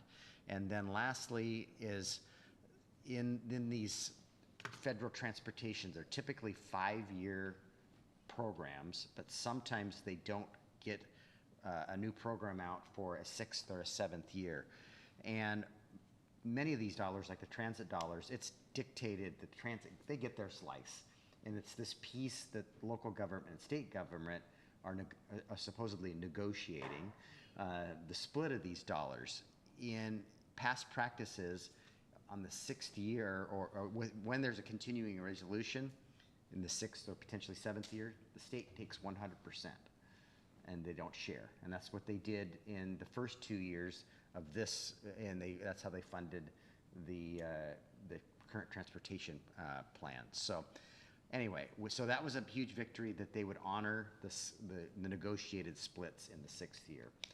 So because I'm a glutton for punishment, I am chairing the next work group for AWC with the governor's office related to missing middle housing. And the governor was big on mandating to everybody in a broad stroke, which Association Washington Cities had. We fought that because we want local control. We're doing missing middle housing or attempting to in our community, but I don't believe we want it everywhere in our city. We need to plan for it and make sure the infrastructure is in the right places. But there are communities that aren't doing their fair share. So I had the privilege of appointing a 12-person work group. The staff at AWC gave me a list of names, and we worked with them. So that will be, we'll have 3 or 4 meetings and with the governor's office, and hopefully we can come forward with something that's workable for both sides that the legislature will consider this next session. So, and you see Chris Hammer here sitting here tonight. We've talked about and he's our current assistant city engineer. And with Mark's departure, we've talked about a bunch of different options and changes. The simplest solution at this point, I believe, is, as I've asked Chris, and he's accepted, to fill Mark's role and be the city engineer and public works director while we work through a process. Okay, Mark is on the payroll into the first week of August, and Chris will that payroll take over those responsibilities, and he'll get an increase to his pay to represent those, for those additional duties. I intend to at the August 9th meeting, I believe we would like to separate the Director of Public Works Operation from the engineering piece of it, okay? And bring forward that job description so that during the summer break, we can advertise this. We still have a ton of work to do as far as cost allocations and the structure and all of that. And we won't hire this body until you guys approve the whole plan, but I don't want to miss the whole month of August not trying to recruit somebody. And so at the next council meeting, I intend to bring forward, and hopefully you'll approve, a salary range and a job description for what this job looks like. We'll start that recruitment process, and hopefully when we come back in September, we've maybe identified a candidate, or we've got a pool of candidates and working on our process, and then sometime in September, ahead of us making a job offer, you guys will approve the overall restructure as we present a plan to you. So hopefully you're comfortable with that process, but in the interim, Chris is going to step up, and we appreciate that, and be our city engineer and public works director. So that concludes my mayor's report. So now we're going to go to staff reports. Chris, I'm going to put you on the spot. Do you have anything to share from public works and engineering? I guess I wasn't really prepared for that. I'm not used to how these council things go. So if there's anything that people are at the top of their mind, I guess we're just looking ahead to August 9th. We're going to be coming in with a professional services agreement for approval for the Bethel Phase 1 project. So that's coming up at the next meeting. Bethel Phase 1, 60% design and right-of-way services. So, and Mr. Crocker, I think you've got a multi-page PowerPoint presentation. I do. Make up for my short mayor's report. And I got a couple other things I wanted to share. So as I'm loading this up here, start from the beginning. So before I jump into this quick presentation on the timeline that we talked about, I did want to share with the council, we had brought forward to the council a plan to do an IT server replacement. And so I just want to report that we did purchase those servers. The IT department did spend the weekend updating, configuring, and transitioning that over. So now we're running on a parallel track for a few more weeks. And then at mid-August, we'll be live on the new servers. So that's great news. So far, so smooth. So happy to see that's on a parallel track. And then what we're intention is to do with the current servers is to continue to keep them and use them as a testing environment. So as we try to deploy new things before we bring it on our live server, we're going to actually use this backup server now in a test environment, which is something we haven't had before. So I'm excited about that, because as things come up, bugs, we can work it out in actually a real test environment. So that's really exciting. I also did want to let the council know we are closing this week on the purchase on Bay Street. The mayor will be signing documents tomorrow, and we have the checks and wires ready to go. So that will all be funded this week. So that's exciting as well. Little twist in that sale, the sellers of the house they're moving to, I guess there's a COVID, no? That's all, you're working on that? Okay. Everything's fine, okay. All right, never mind. Okay. I never said a word. So I did want to jump back to our discussion on transportation benefit. Last time we met, we talked about a timeline for implementation, launching, and community outreach. So before I go into that, I just did want to kind of remind the council, because it feels like we've been talking about this for a long time, even though as I'm laying out the forward plan, I did want to recap where we have come just this year, because we have discussed this in prior years, and Beck Ashby would always lead those discussions as part of the Transportation Committee as an advocate of looking at alternative solutions for transportation. But just this year alone, the council met in February, March during that time frame, and the mayor presented ideas as a discussion item. The council met in June at a regular council meeting. We discussed it. The mayor brought forward his framework and his letters and his kind of supporting material as a discussion item.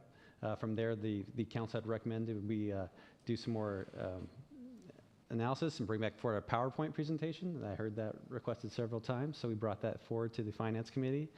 First, just because it kind of worked out time-wise that the Finance Committee met before Transportation Committee. And we took feedback there from the Finance Committee and included it into a revised presentation for the Transportation Committee. Took Transportation Committee's comments and included that into a new revised presentation to come before the full council on July 12th at the regular session. And then here we are today, again, continuing the discussion as far as how to move this forward and what that timeline looks like. I also did want to mention that the mayor has also done some of his own outreach, and I don't know if you want to take a minute to speak to that. I, at least a half a dozen times at various, service clubs, Chamber of Commerce, Merchants Association. Matter of fact, this morning, I was at the morning Rotary Club, and it just part of my State of the City report and presentation that I give to groups throughout the community. I brought this measure up, the potential of this measure. I have not had an adverse reaction at any of the groups, and matter of fact, I had a couple of positive comments this morning that, about finally addressing some of the traffic needs in our community. So I haven't had any adverse comment, and occasionally I get a positive comment about it. And I did want to add that Beck Ashby has also commented at her regional transportation meetings on this 110th sales tax, because she has commented that at the Transportation Committee that she is also an advocate for in support of this. So I know it's being discussed around. I just wanted to remind the council that this isn't just brand new. We have been discussing it for quite a while now. And so now as we look forward, the task was to look at what an implementation as of January 1st, 2023 would look like. And so we kind of had to work the calendar backwards from that perspective. So the key date became then October 14th, 2022, when all documents would be submitted and accepted to Department of Revenue so that they can set up their system for a January 1st, 2023 collection system. So working back from there, we talked about, and this is a recommendation that came out of the Transportation Committee tonight, is the plan would be to do community outreach the month of August. Again, where we sit today, July 27th, we would have month of August and September. So we do community outreach through social media websites. The mayor will be doing some press releases and continue to communicate with the Chamber of Commerce as well as the Merchants Association. August 9th, we would propose to bring forward the actual ordinance for council to review and discuss. No action, just to review and discuss and see if how you're feeling about the ordinance at that time. And we can also take comments. Then we officially would open a public hearing on an ordinance on September 13th on the ordinance imposing the 110th. Now, discussing with legal counsel, that is not a requirement, but I've heard that multiple times from this council that we are trying to be transparent and communicate with the public. So we are recommending we do actually open a public hearing and allow that public an opportunity to comment. We would then have a discussion at the work study session based on any comments we have received August through mid-September. And then we continue that public hearing at the final meeting September 27th and teeing it up for an adoption of the ordinance at that meeting.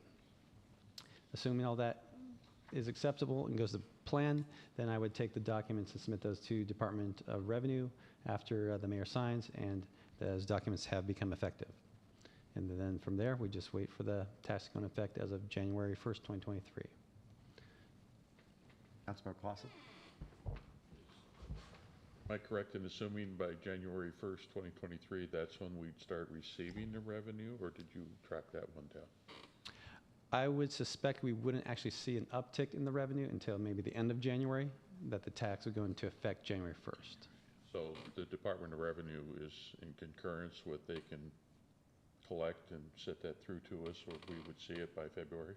Yeah, and then it's been a little bit of a challenge to get a hold of Department of Revenue. So if we have been playing phone tag, as well as I understand Jennifer has also been playing phone tag, but the date they gave me specifically for January 1st effective date was the October date. So I'm still reaching out to them, still flushing out all their specific requirements. But still, if it becomes effective January 1, that means it's going to be at least a minimum of 90 days, if not longer, before we will actually see the results of it being collected in January. State does whatever magic they do in February and send it to us in March, but I'm only guessing. Probably 60 days, but yeah. Yeah, there's that's a delay. good point. Yeah, well, I just wanted to make sure that the last time I dealt with this, the Department of Revenue had set windows of when they would allow these changes to occur and how quickly they would start the new distribution. So I just want to make sure that we're aware of any impacts that they have on the collection and distribution of our dollars, not necessarily when it would go into effect. Yeah, the lag will be important. So I'll confirm the lag, especially as we develop a budget, and if we rely upon this revenue source, we'll make sure to take that into consideration. Great, thank you. Another, and there was a discussion too at the Transportation Committee, what would the dates look like if we delayed this to second quarter? And the challenge to that is that puts us right in our budget process.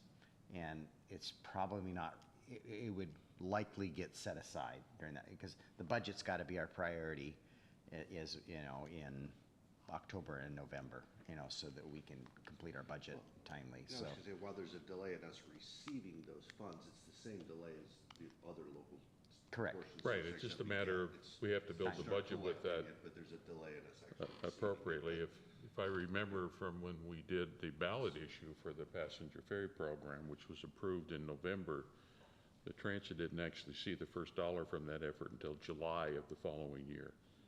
There was that kind of timing that the state required. So that's all. I just want to make sure we're aware of what those. And fortunately, we're not planning on going construction in I January. appreciate that, but Yeah. Good point. Councilmember Chang? We really wanted it to start in December, but we knew that was not possible. whatever it is, I just want to make sure that we're aware of it, because even though it had been collected, we don't actually start seeing the first month of collection until months after that. So even though it's on the books, we still don't have it for cash flow. Be conscious of that as we develop the budget. Other comments or questions? Everybody comfortable with this timeline we've laid out? I mean, our process as we go through it could cause us to, just like we did with the park impact fees, you know, testimony or comments could cause us to modify, but we'll start communicating that our intent in August, and we'll let you guys take a look at the first draft of that ordinance. It's probably as a discussion item. It's not going to be a business item, but a discussion item at that August meeting. Yeah, I'm real comfortable with this timeline myself. All right. Anything else, Noah? No, that is. Thank you very much. Mr. Bond?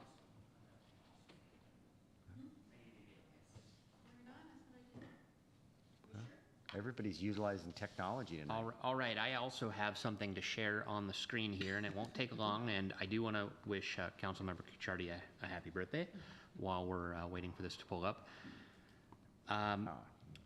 We have a new employee in the Department of Community Development. Jacob Miller is a GIS wizard, and he has made it possible for us to have an interactive zoning map on the city website. And I wanted to show you what this looks like. There we go. So we have loaded through ArcGIS, through a third-party vendor that we already have subscriptions to for our GIS service, and we have imported all of our zoning centers, overlay districts into a zoning map to where by the end of this week, as soon as we get the link online, you will be able to click on an individual parcel in the city.